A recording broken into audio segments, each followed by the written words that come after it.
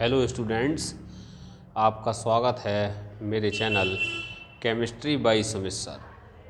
Part 1 और part 2 की general organic chemistry के बाद अब अगला हमारा टॉपिक है हाइड्रोकार्बन और उसका क्लासिफिकेशन। हाइड्रोकार्बन शब्द को अगर हम देखें तो ये दो एलिमेंट से मिलकर बना है, hydrogen plus carbon.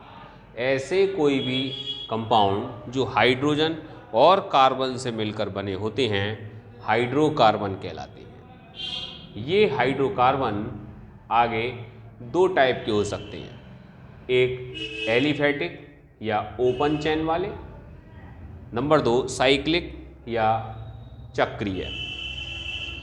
Open chain वाले को इंग्लिश में एलिफेटिक बोला जाता है। इसमें किसी भी ऑर्गेनिक कंपाउंड के कम से कम दो टर्मिनल पॉइंट जरूर होंगे। फॉर एग्जाम्पल जैसे ये लिखा गया CH3 CH2 CH2 CH3 butane, ये एक एलिफेटिक ऑर्गेनिक हाइड्रोकार्बन है। और इसी तरीके के कोई भी ओपन चेन के हाइड्रोकार्बन एलिफेटिक के अंतर्गत ही आएंगे। पेंटेन हो, हेक्सेन हो, हेप्टेन हो, ऑक्टेन हो। साइक्लिक के अंतर्गत पहला और लास्ट कार्बन एक दूसरे के साथ जुड़कर एक साइकिल अर्थात चक्र की फॉर्मेशन करता है और उसकी जो चेन है वो साइक्लिक हो जाती है। ये साइक्लिक कंपाउंड रिंग वाले जरूर होंगे, अर्थात इनमें एक रिंग जरूर होगी। अब फिर से हम एलिफेटिक पर आते हैं। एलिफेटिक ऑर्गेनिक कंपाउंड या हाइड्रोकार्बन दो टाइप के होंगे, सैचुरेटेड या संतृप्त, अनसैचुरेटेड या असंतृप्त। संतृप्त का या सैचुरेटेड का मतलब है जब कार्बन की सारी वैलेंसी सिंगल बॉन्ड द्वारा अगर जुड़ी होंगी तो वो सैचुरेटेड है। इसका मतलब अब वो कार्बन पर कोई भी और ग्रुप या एटम ऐड नहीं हो सकता। जबकि अनसैचुरेटेड के अंतर्गत कार्बन कार्बन के बीच में, कोई से भी कार्बन कार्बन के बीच में एक डबल या एक ट्रिपल बॉन्ड जरूर होगा, अर्थात अभी उन कार्बन पर कोई भी चीज़ जुड़ने की पॉसिबिलिटी है, अर्थात वो अपने साथ कुछ ना कुछ ग्रुप या किसी एटम को जोड़ने की क्षमता रखता है। ऐसे सभी कंपाउंड या हाइड्रोकार्बन अनसैचुरेटेड या असंतृप्त के अंतर्गत आते हैं। संतृप्त जिनमें कुछ जुड़ ना सके, असंतृप्त जिनमें कुछ जुड़ने की संभावना है। For example CH3 bond CH2 bond CH3 propane इसे बोलते हैं। प्रोपेन के अंतर्गत कार्बन कार्बन के बीच में किसी भी प्रकार का कोई डबल ट्रिपल बॉन्ड नहीं है, केवल सिंगल बॉन्ड है। ऐसी कंडीशन में ये संतृप्त हाइड्रोकार्बन में आएगा। असंतृप्त हाइड्रोकार्बन दो टाइप के होंगे, first one alkene, second one alkyne. Alkene जिनमें कार्बन कार्बन के बीच एक डबल बॉन्ड जरूर होगा, चाहे चेन कितनी ही लंबी हो, एक डबल बॉन्ड जरूर होगा, एक से ज़्यादा भी हो सकते हैं। एल्काइन जिनके अंतर्गत एक ट्रिपल बॉन्ड जरूर होगा। ऐसे कंपाउंड के अंतर्गत एडिशन रिएक्शन देने की क्षमता जरूर होगी, यानी योगात्मक क्रिया जरूर देगा।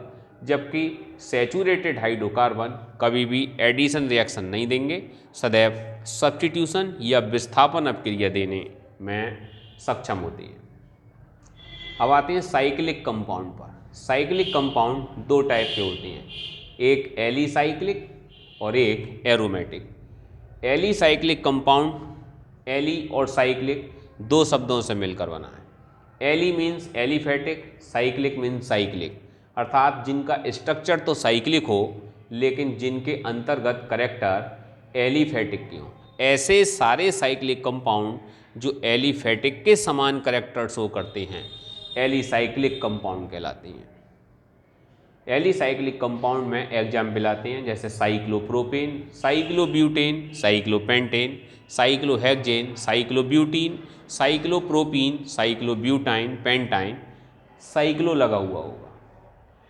एरोमेटिक कंपाउंड साइक्लिक होते हैं, साथ ही साथ ये एलिफेटिक से बिल्कुल अलग करैक्टर रखते हैं। ऐसे सभी साइक्लिक यौगिक जो एलिफेटिक से अलग करैक्टर रखते हैं एरोमेटिक की श्रेणी में आते हैं।